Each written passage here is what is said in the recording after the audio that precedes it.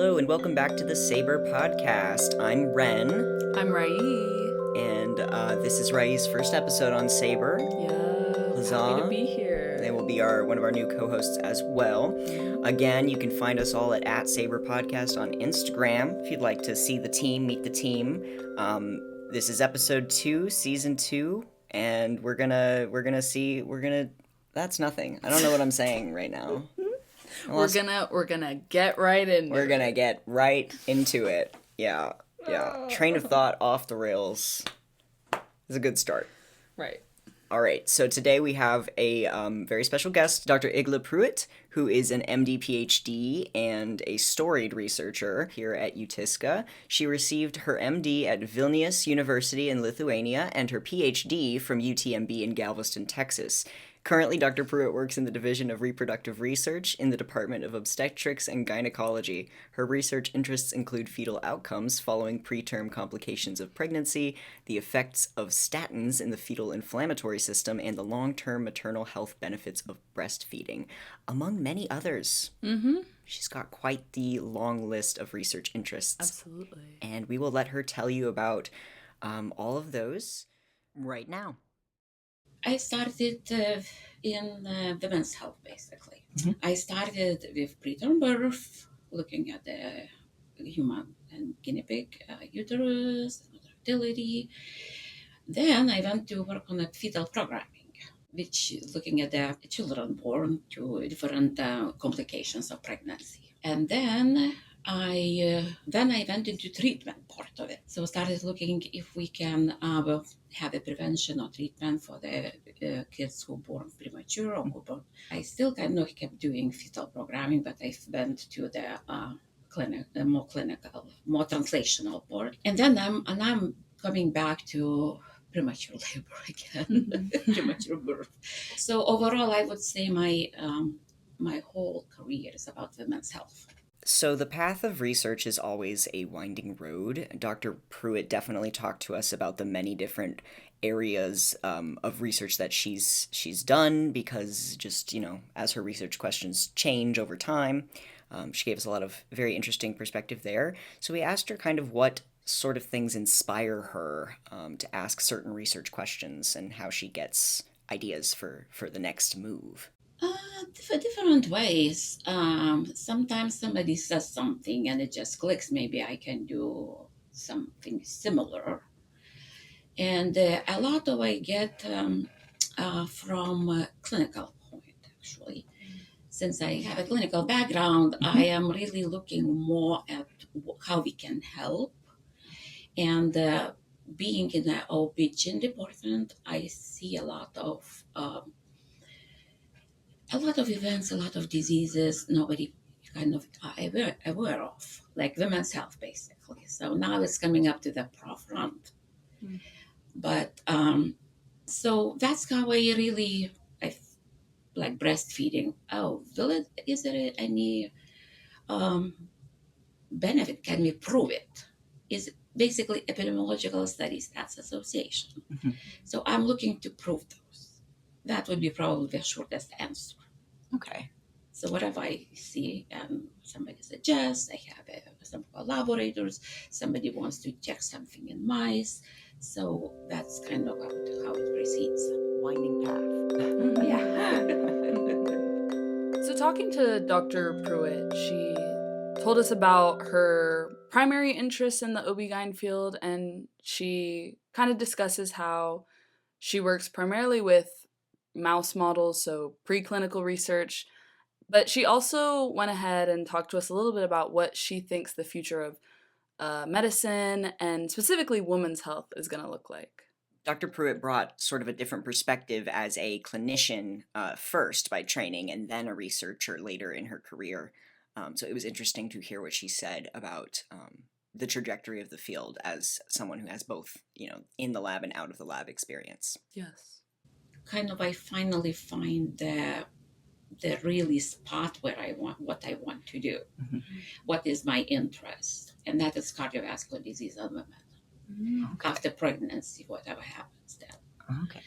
And so I think that journey, that's how it took me. Because on premature labor right now, what I'm looking at actually at the mother, because mothers are at high risk for cardiovascular disease after preterm birth. Mhm. And I'm not sure how much it's known in the public about it. But, you have 50 years old coming with early Alzheimer's. Why? What happened? Did she have preeclampsia during pregnancy? Maybe that's what happened. Or why women have different, how, even my MI. Myocardial infarction or heart attack, for those unaware. When men get MI, they get chest pain. When women get MI, they get left hand pain. But there are differences. It cannot be treated the same. There are such associations. Mhm. That's the associations. Nobody says it's true. We don't, but that's being investigated.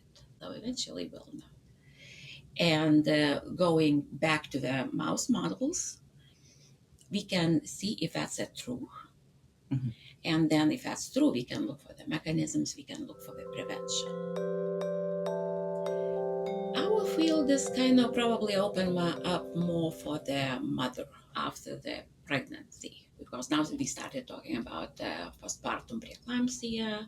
There are more randomized trials happening, and it's being paid more attention, because most of the drugs FDA approves, they are not tested in women, they are not tested in pregnant women. So there is a big gap there, and I think that's where everybody's pushing.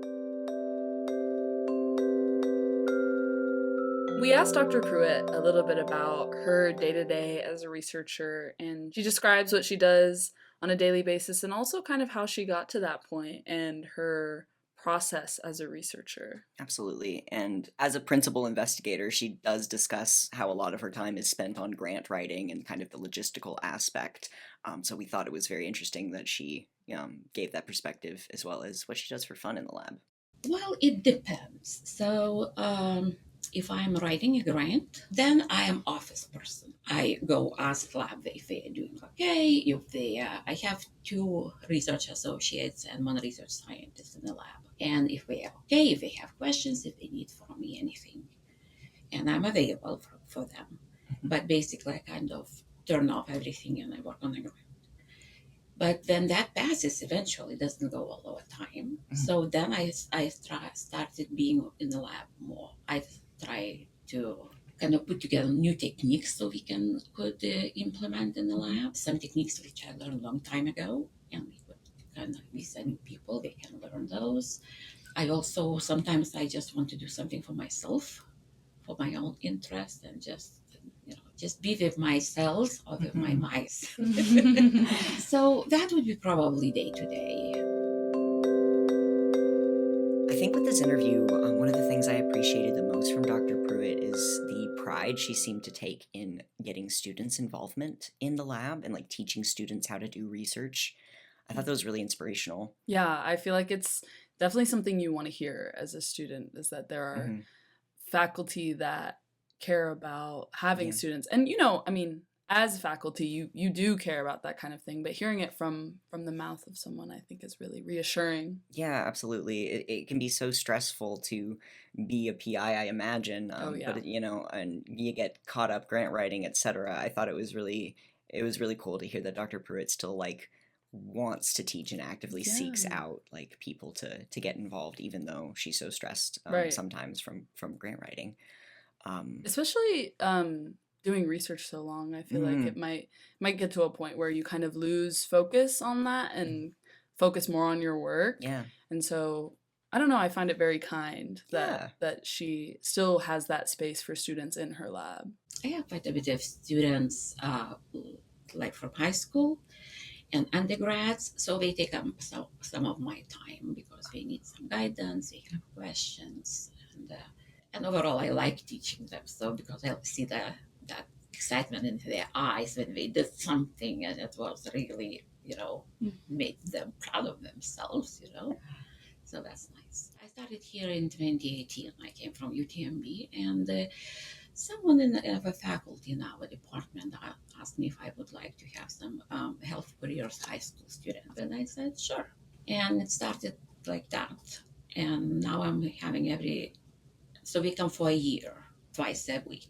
Okay. And it's limited time. We have like 2.5 hours, but still get to see something. And so for medical students, it's very hard to do any lab research, any bench research. So what I used to do at UTMB when I was there, I actually would give them a project which would be doing calculations. So we run certain experiments which last for several hours, and each time point needs to be calculated. And they can do that on their own time.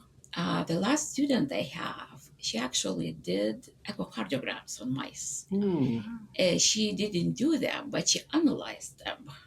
Gotcha. And she got a first place in a poster session at the National Student Forum. Wow. So, but she did that on her own time. So I think that's how the medical students can really involved. And then I had 2 medical students who were very, very intent on doing.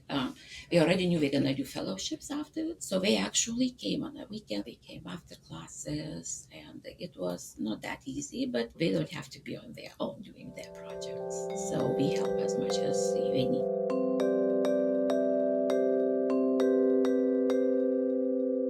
I also really appreciated the advice that Dr. Prewit gave us. She's very wise. Yes. She's a very wise Oh, yeah. individual, and she shared a lot of really good wisdom in terms of, not stressing yourself out, remembering to take a breath when you're a student and you're just starting out. It seems daunting. There's a lot to consider at all times, but she was very big on calm down, kid. Yep. Words we need to hear. Yes. Absolutely. Yes. Medical students, Oh, God. calm down, kid. Yeah, please. Hey, med students out there, calm down, kid. Chill out. Actually, chill out. Relax. And we say as first years. yeah. Maybe we should be relaxing less. Maybe. Actually. Let's turn it possible. up. No, Dr. Pruitt doesn't want that for us, I don't think. Let's turn it down. Let's turn it normal. Let's turn it. Yeah. Okay, so anyways, Dr. Pruitt had some really good advice, and Yep. we'll let her share that with you now. Just don't get frustrated as you move forward, and don't let little things to put you down. Just try to ignore it or address it, but don't take it too hard. That's another thing what I learned in my long life. Everybody is not everybody. So you are you, and that's it. Mm-hmm. So, like I said, try not to push. But we all try. We all want to advance. We want to be on top. That's a given. Mm-hmm. I think it's hard as first years to feel like we don't need to be on top of everything from the very beginning. I feel like we get that pressure a lot, maybe just from ourselves or from each other. I think we kind of make each other feel like we need to be going and going and going. But I feel like I hear a lot that you just need to wait. It's just maybe not that time yet. It will come with time. Yes. Yeah, it is. And it is, it comes with patience, with... Don't overstress that you are not getting what everybody else is. You'll get there because everybody is different. Yeah. But you got so far, you'll get there where you're going. So it's just, as much as possible, kind of take care of yourselves. And then eventually, like I said, after second year, when you start clinical rotations, it kind of clicks together. In front of a patient, you are giving rounds or something. You'll see how fun it is.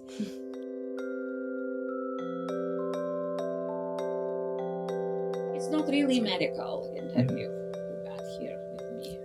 Oh, I think it was a good balance of the and medical I think and the people research. have listened to enough, Sorry. But it's true. That's true. Yeah. I think, elevating your work isn't so much about just the research part of it, the medical part of it. It's the human part of it that we want to elevate. So,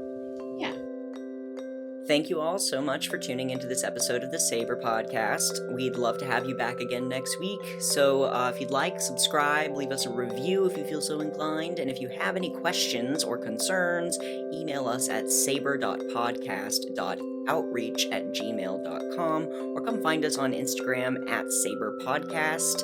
I think we also have an X, the defiled Twitter. Yes. Because I don't know, because Donis thinks we need that. Right. Is why. And I would agree with her. And I guess, I would agree. I hate that app. Yep. But sure, yes. And if you found us from there, thank you. Glad you're here. Absolutely. No shame, Hey. no tea, no shade, no pink lemonade. Is that a thing people say still? Yeah, no. Oh, okay. Well, anyways, I've been Ren. And I've been Raiye. And stay tuned for more inspiring research stories next week. Yay! Woohoo!